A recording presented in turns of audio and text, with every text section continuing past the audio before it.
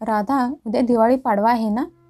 तू पार्लरमधून छान मेहंदी लावून ये आणि मला मेहंदीचा फोटो काढून पाठव. राधाची आई भावनाताई तिला फोनवर सांगत होत्या आणि त्यांची सून कावेरी त्यांच्या मागे उभे राहून त्यांचं सगळं बोलणं ऐकत होती.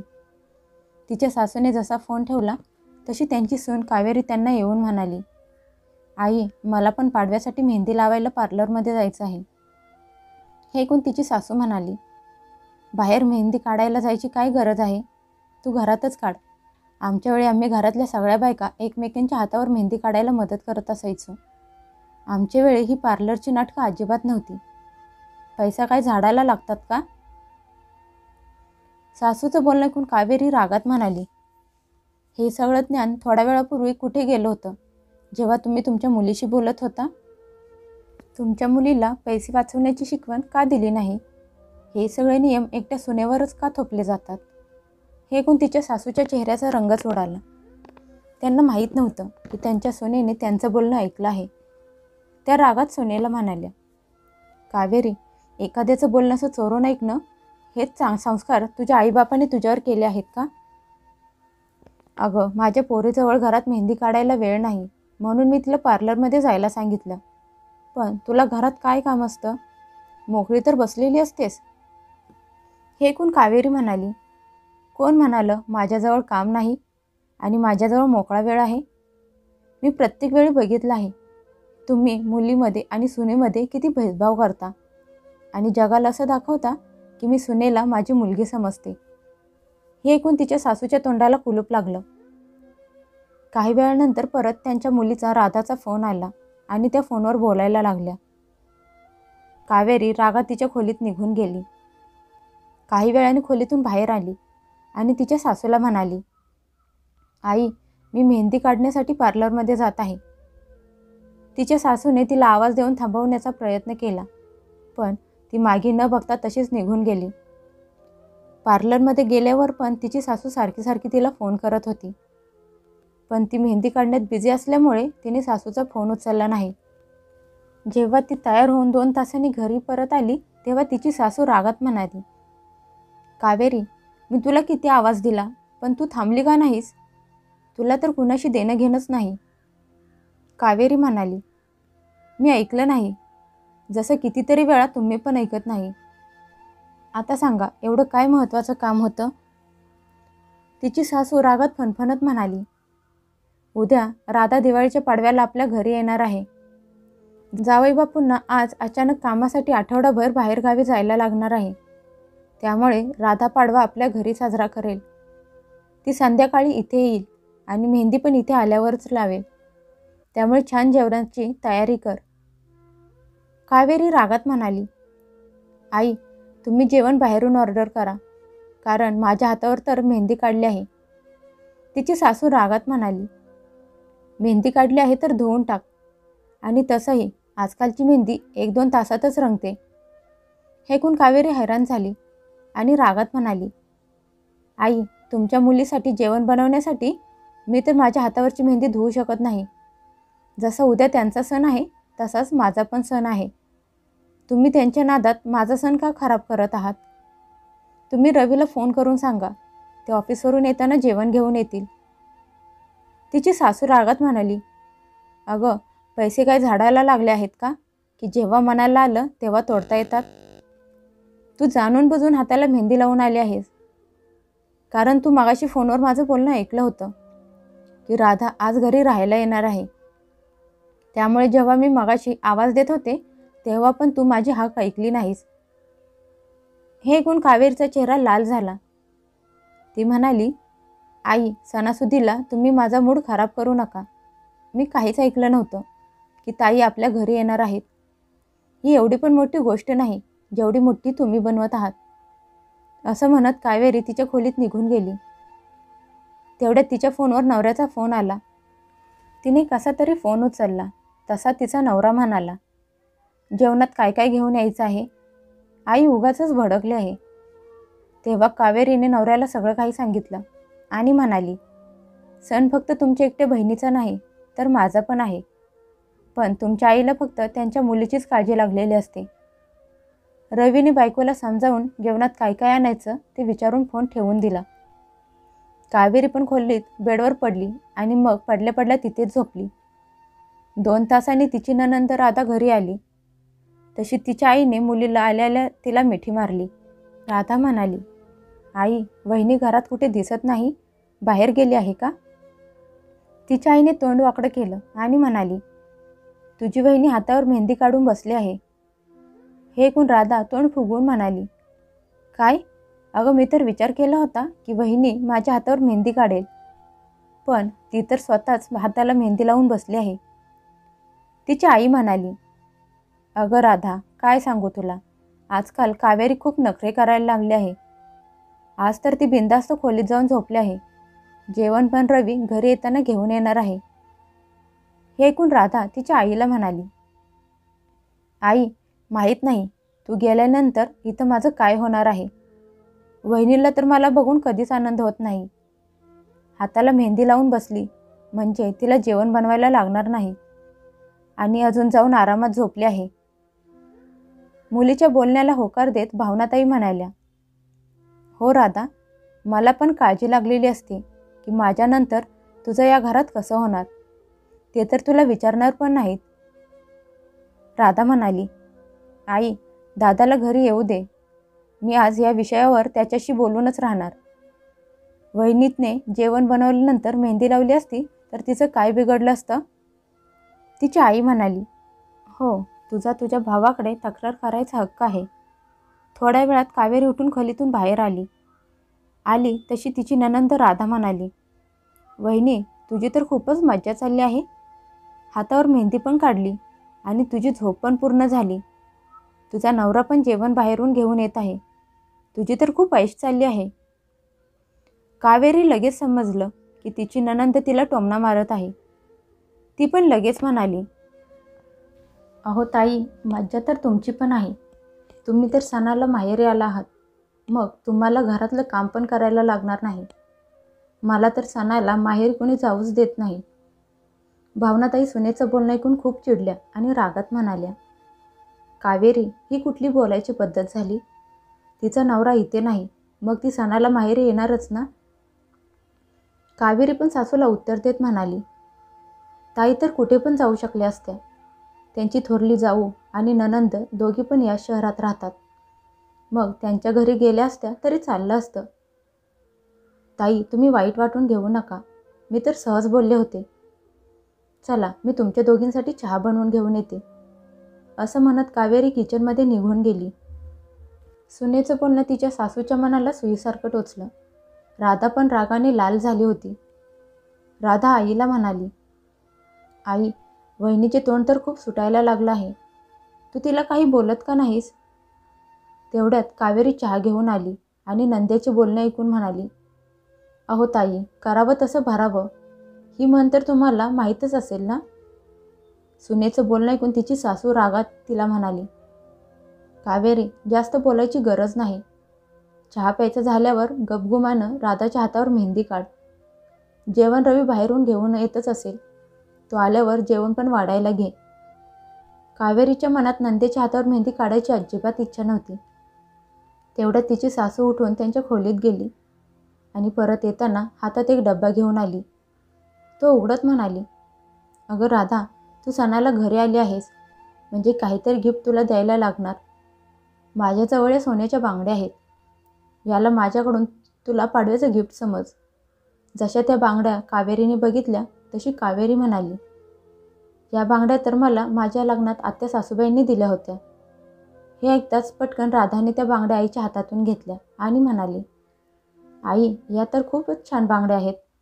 थांब, मी लगेच हातात घालते. असं म्हणत तिने त्या तिच्या हातात घातल्या. कावेरी परत म्हणाली, ताई, तुम्ही या घेऊ शकत नाही, कारण या बांगड्या माझ्या लग्नातले गिफ्ट आहेत. या माझ्या आहेत. या तर आईने माझ्याकडून त्यांच्याकडे ठेवायला घेतल्या होत्या. मला असं माहीत असतं तर मी त्या त्यांच्याकडे कधीच ठेवायला दिल्या नसत्या. तिची सासू डोळे मोठे करून कावेरीला म्हणाली, म्हणून काय झालं? प्रत्येक वस्तूवर तुझा हक्क झाला का? अगं, तुझ्याजवळ एवढंच सगळं आहे. जाऊबाईंनी तुला यासाठी दिल्या होत्या कारण मी त्यांच्या सुनेला दिल्या होत्या. तुला अशाच दिल्या नव्हत्या. मी अगोदर खर्च केला होता. त्यामुळे आता या कुणाला द्यायचे ते मी ठरवणार आहे.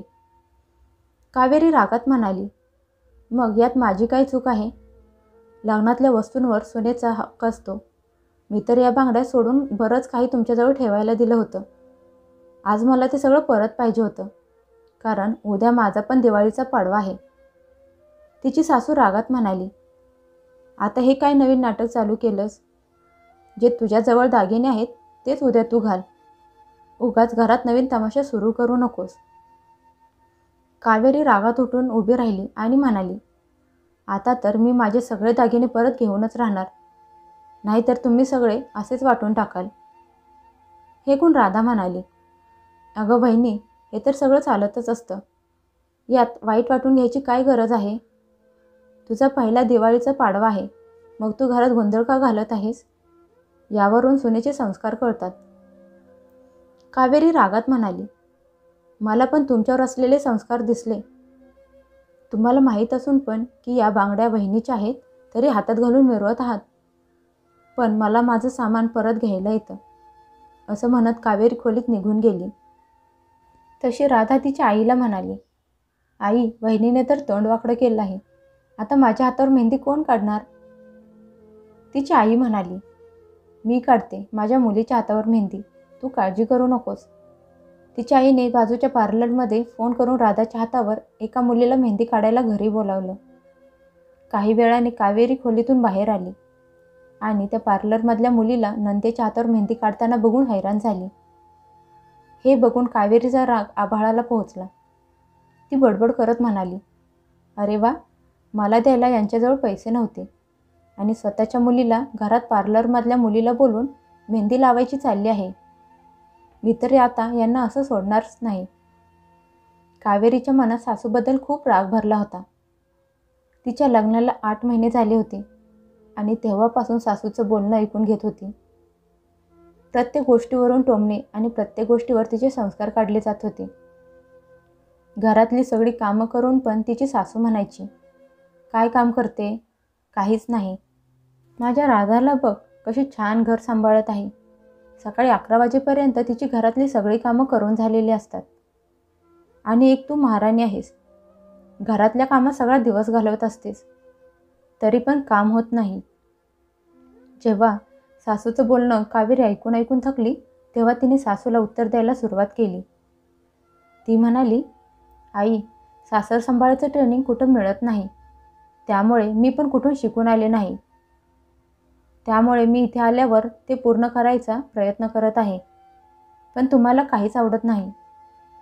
तुम्ही माझी तुलना ताईसोबत करून प्रत्येक वेळी त्यांना चांगलं सिद्ध करत असता, पण हे बघत नाही की मला काहीच येत नसून मी करायचा प्रयत्न करत आहे. तिची सासू तिच्या नवऱ्याला रवीला तिच्याबद्दल भडकवत असायच्या, पण रवी म्हणायचा, आई, तू प्रत्येक वेळी तिच्या चुका का शोधत असतेस? तू हे का बघत नाहीस की तिला काहीच येत नसून पण ती करण्याचा प्रयत्न करत असते? आता तू तिला सारखी बोलत राहिलीस तर मग ती पण तुला काहीतरी बोलणारच ना. यावर त्याची आई त्याला बायकोचा गुलाम म्हणून बोलत असायची. स्वतःच्या मुलीची एवढी प्रशंसा करायच्या की तिच्यासमोर बाकीचे सगळे शून्य असायचे. पण आता हे सगळं कावेरीच्या सहन करण्याच्या पलीकडे गेलं होतं. सासूपेक्षा तिची नणंद जास्त वरचढ होती. ती माहेरचा आणि संधीचा फायदा बरोबर उचलत असायची. लोभी नंदीने तिच्या सोन्याच्या बांगड्या लगेच स्वतःच्या हातात घातल्या आणि ही गोष्ट कावेरीच्या डोक्यातून जातच नव्हती. रवी कामावरून घरी आल्यावर त्याला पाणी दिल्यानंतर कावेरी म्हणाली, अहो, तुम्हाला आठवत आहे का लग्नात मला तुमच्या काकूने? एवढा ऐकताच तिच्या सासूने तिला मध्येच थांबवलं आणि म्हणाल्या, कावेरी, तू आत्ताच थकून घरी आला आहे आणि तू आल्याला कुठली गोष्ट घेऊन बसली आहेस? गपगुमान किचनमध्ये जा आणि त्याच्यासाठी चहा करून घेऊन ये.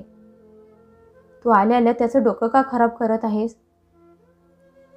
रवीला जाणवलं की काहीतरी गोष्ट घरात नक्की घडली आहे, जी कावेरीला आईने सांगून दिली नाही. कावेरी चहा घेऊन आल्यावर रवी म्हणाला, कावेरी, तू काय बोलत होतीस? आता मला सांग. हे ऐकून त्याची आई सुनेच्या तोंडाकडे बघायला लागली. नवऱ्याच्या सांगण्यावरून कावेरीने बोलायला सुरुवात केली. ती म्हणाली, लग्नात मला पाहुण्यांकडून मिळालेल्या वस्तूंवर कुणाचा हक्क आहे याचा निर्णय आता तुम्हीच करा. हे ऐकून रवी प्रामाणिकपणे म्हणाला, त्यावर तुझा हक्क आहे. कावेरीने तिरक्या नजरेने सासूकडे बघितलं आणि नवऱ्याला म्हणाली, मग आई मला ते सामान परत का देत नाही? हे ऐकून रवी बायकोच्या तोंडाकडे बघतच राहिला. त्याची आई लगेच म्हणाली, अरे तुझ्या बायकोचं डोकं बिघडलं आहे. उद्या सण आहे आणि हिने घरात तमाशा सुरू केला आहे. बिनकारणाची हिला हिच्या वस्तू हव्या आहेत. कावेरी सासूचं बोलणं घेऊन रागात म्हणाली, मी उगाचच बोलत नाही. रवी, तुमच्या आईला चांगलंच माहीत आहे मी असं का बोलत आहे. मी आज उगाचच माझ्या वस्तू मागत नाही. आज आईंनी, आत्या सासूबाईंनी मला लग्नात दिलेल्या बांगड्या ताईंना देऊन टाकल्या, ज्या त्यांनी घातल्या आहेत. म्हणून मी माझं सामान परत मागितलं. पण तुमच्या आईला त्याचे लालच आहे म्हणून मला त्या देत नाहीत. हे ऐकून तिची सासू म्हणाली, तुला मला लालची बोलताना लाज वाटत नाही का? ते सामान तुझंच आहे, पण तू ते सांभाळू शकत नाहीस म्हणून मी माझ्याकडे ठेवून घेतलं आहे. अचानक का मागत आहेस? उगाच घरात तमाशा सुरू केला आहेस? कावेरी म्हणाली, मला माझं सामान नीट सांभाळता येतं. तुम्ही नाही दिलं तर दुसऱ्या पद्धतीनं कसं घ्यायचं मला चांगलंच माहीत आहे. लग्न करून जेव्हापासून या घरात आले आहे तेव्हापासून तुमच्या तोंडातून तुमच्या मुलीचा जप ऐकून माझे कान फुटले आहेत आणि माझा हक्क उचलून मुलीला देत आहात. तिची सासू रागात म्हणाली, अरे रवी, तू तुझ्या बायकोला काही बोलत का नाहीस? तोंडाला येईल ती बोलत सुटली आहे. रवी म्हणाला, आई, यात कावेरीची काहीच चूक नाही. जी वस्तू तिची आहे ती तिला मिळायलाच हवी. तू गोंधळ करण्यापेक्षा तिच्या वस्तू तिला देऊन का टाकत नाहीस? तेवढ्यात राधा तिच्या भावाला म्हणाली, दादा, लग्नानंतर मुलं कशी न बदलतात? आईने तिचं सामान घरातच ठेवलं आहे. कावेरी म्हणाली, ताई, तुम्ही मध्ये बोलायची गरज नाही. तुम्हीच माझ्या बांगड्या घालून मिरवत आहात आणि बेशरम असल्यासारखे आईंची बाजू घेत आहात. कावेरीला अचानक काय झालं काय माहीत. ती म्हणाली, लग्नातल्या वस्तूंवर माझा कायद्याने हक्क आहे आणि मी तो परत मिळवणार. मी पोलीस ठाण्यात तक्रार करायला जात आहे.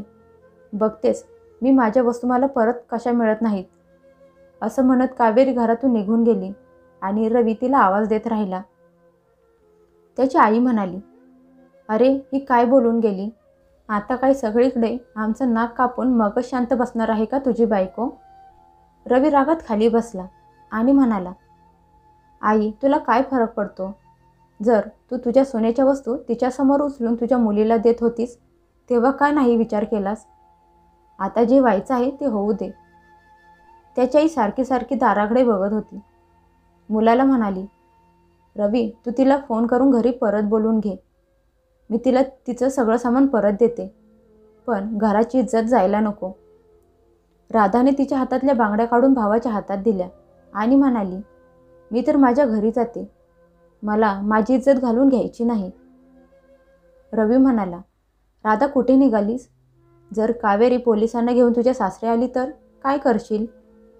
हे ऐकून राधाचा चेहरा पांढरा पडला. ती डोकं पकडून खाली बसली. दोघी मायलेकींच्या चेहऱ्यावर भीती स्पष्ट दिसत होती. आईच्या बोलण्यावरून रवीने कावेरीला फोन केला, पण तिने उचलला नाही. मग तर त्याच्या आईला रडायला यायला लागलं. त्या म्हणाल्या, अरे मला काय माहीत होतं असं काहीतरी होऊन बसेल. रवी, तू तिला फोन करून बोलवून घे. मी तिची माफी मागेन, पण या घरात पोलीस यायला नकोत. रवी कावेरीला फोन करत होता. तेवढ्यात कावेरी दारात येऊन उभी राहिली आणि म्हणाली, थोड्या वेळात पोलीस घरी येतील. आता बोला, कोणाला काय काय बोलायचं आहे? राधा लगेच उभी राहिली आणि म्हणाली, वहिनी, सॉरी, माझी चूक झाली. या तुझ्या बांगड्या घे, पण पोलिसांना घरी येण्यापासून थांबव. कावेरी म्हणाली, ताई, तुम्ही तर दिले, पण तुमच्या आईला समजून सांगा त्यांच्याकडे असलेल्या माझ्या वस्तू द्यायला. तिची सासू उठली आणि म्हणाली, कावेरी, मी तुझ्या सगळ्या वस्तू देते, पण पोलिसांना घरी येण्यापासून थांबव बाळा. सगळ्या समाजात माझ्या इज्जतीचा पंचनामा होईल. माझी बेइज्जती होईल. जरा विचार कर, लोक काय बोलतील. असं म्हणत खोलीत जाऊन त्यांनी सुनेच्या सगळ्या वस्तू आणून तिच्या हातात ठेवल्या आणि म्हणाल्या, तू तुझी तक्रार माघारी घे, म्हणजे पोलीस घरी यायचे नाहीत. कावेरीने सगळ्या वस्तूंवर एक नजर फिरवली. मग एक फोन करून म्हणाली, याची गरज नाही, सगळं ठीक झालं आहे. तिची नणंद म्हणाली, वहिनी, मी माझ्या घरी जाऊन माझा सण साजरा करते. असं म्हणत बॅग घेऊन ती निघून गेली आणि कावेरी नवऱ्याकडे बघून हसायला लागली. कावेरी सगळं सामान घेऊन खोलीत गेली. तसा तिचा नवरा म्हणाला, तू बाहेर का हसत होतीस? कावेरी म्हणाली, अहो, मी तर पोलीस बोलवण्याचं नाटक केलं होतं. जर पोलिसांचं नाव घेतलं नसतं तर तुमची आई आणि बहीण सरळ मार्गावर आली नसती का? घराच्या इज्जतीची काळजी मला पण आहे. जर थोडंसं नाटक करून सगळं ठीक होत असेल तर ते पण ठीक आहे. हे ऐकून रवी पण हसायला लागला आणि म्हणाला, मला तर वाटलं होतं की तू खूप समजूतदार आहेस, पण तू तर जास्तच समजूतदार निघालीस.